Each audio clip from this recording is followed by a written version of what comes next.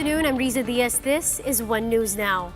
Pag-asa has officially declared the start of the rainy season, but this is not exactly good news for some residents in Laurel, Batangas. To tell us why, Greg Gregorio is reporting live from Laurel, Batangas. Greg, what's the situation there? Risa, after the rainy season has been declared by the State Weather Bureau, residents of Barangay Buso-Buso here in Laurel, Batangas are more worried about the possibility of another mud flow. Last Sunday, residents were shocked to see rushing waters from the mountain. They say it would have been fine if it was just water, but it turned out it included ashes emitted by Taal volcano in January, which have now turned into mud. It only took 5 to 10 minutes for the mud flow to fill their houses. Almost a week later, some residents still have not sorted out their things. They have also yet to wash their clothes, which were soaked in mud flow. Barangay Buso-Buso Chief Lea Sangalang said they have been getting rid of the mud since Monday and having it taken outside their barangay by payloaders. To date, some houses are already clean and others are still dealing with it. Experienced another rain the other day as well as another mud flow, but milder this time. Since they are residing in a low-lying area and just a few kilometers away from the main Taal volcano island, the residents have been warned to stay alert and conduct preemptive evacuation when necessary.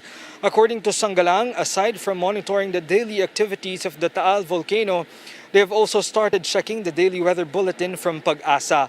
Barangay Buso-Buso has 610 households, with 4 of their 7 puroks vulnerable from another possible mud flow. The residents have also been urged to evacuate to the multipurpose hall, chapel and covered court on the upland puroks 5 to 7 when needed. So yung pong mga kabarangay po namin pong pinaalalahanan, pinag-iingat po namin sila na kung sakali nga po na bigla po na umulan, pumunta na po sila sa mga matataas na lugar or sinasabihan na po namin sila na mag-self-evacuate, pumunta po sa aming municipal gymnasium para po maging ligtas. Risa, in an earlier statement, Laurel Batangas Mayor John Amos said they are studying the possible relocation of these residents. But in the meantime, a disaster response by the lake is in place. A rescue boat is also on standby as it is more ideal than a rescue by land during the occurrence of a flood, more so of a mud flow. The residents, meanwhile, are appealing for more help as they say they are yet to recover from the impact of the Taal eruption in January. And most of them are still depending on relief packages due to the COVID-19 pandemic. And now they face uncertainty as to what the rains in the coming days may bring. Riza? Greg, given already the threat of the coronavirus still looming, how does the local government plan to ensure the evacuation centers? How are they supposed to move people? Will there be enough place for them to find refuge? And again, how are they supposed to implement social distancing?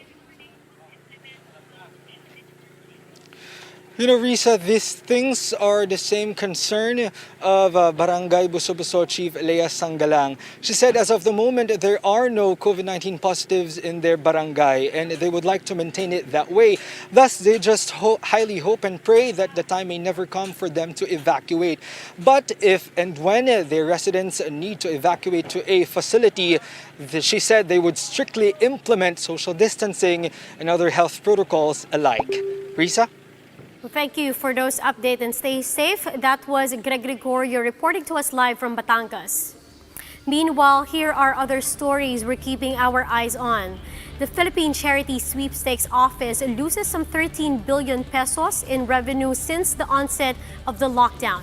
PCSO General Manager Royina Garma says despite this, the agency still provided 30 million pesos in medical assistance each week since the community quarantine. Now, the state-owned company has asked President Duterte to allow them to resume their lotto operations. Meanwhile, Cebu City appears to be the epicenter of COVID-19 in the country now, says IATF Special Advisor Dr. Tony Liachon.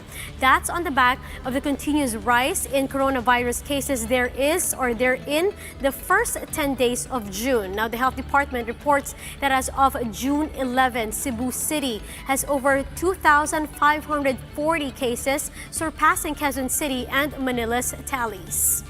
And just when China thought that things are getting better, the National Health Authority reported 11 new COVID-19 cases and 7 asymptomatic cases in the country.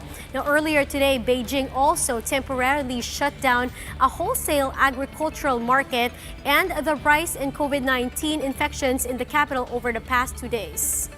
Now, for more updates, follow News 5, The Philippine Star, and Business World Online. You may also visit onenews.ph for more in-depth analysis, and likewise catch One News on Signal Play app. Register for a free account now at www.signalplay.com and stream One News live anytime, anywhere. I'm Riza Diaz. We are One News.